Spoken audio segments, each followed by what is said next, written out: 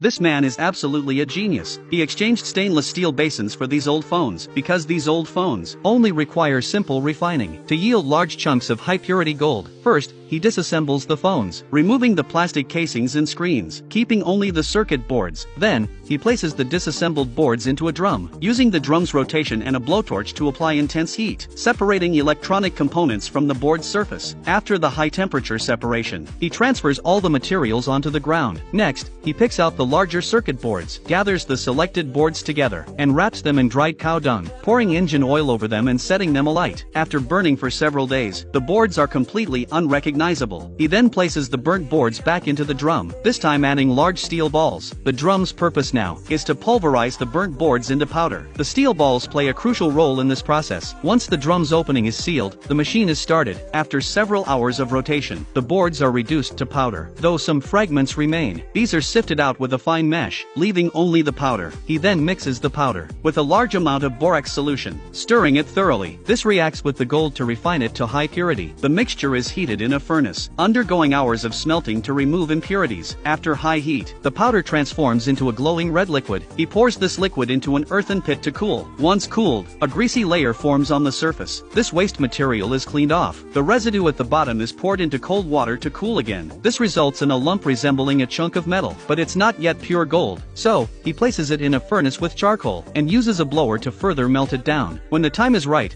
he pours cold water over it to cool, scraping off surface impurities with an iron hook. Once fully cooled, it starts resembling gold. He then places the golden lumps into a water-filled plastic bucket, pouring a precise amount of nitric acid solution, allowing it to react with the acid. This process releases toxic gases, so it must be done in a well-ventilated area. Otherwise, there's a risk of poisoning. After the chemical reaction, the sediment left at the bottom is gold. Once dried, it becomes golden powder. At this stage, the gold is not yet fully pure. It is placed into a dry pot for further refinement over high heat. While burning, borax is continuously added. Finally, the remaining liquid is poured into molds, forming high-purity gold bars. Weighing it on an electronic scale, it comes to a full 500 grams. So, what do you think of his craftsmanship?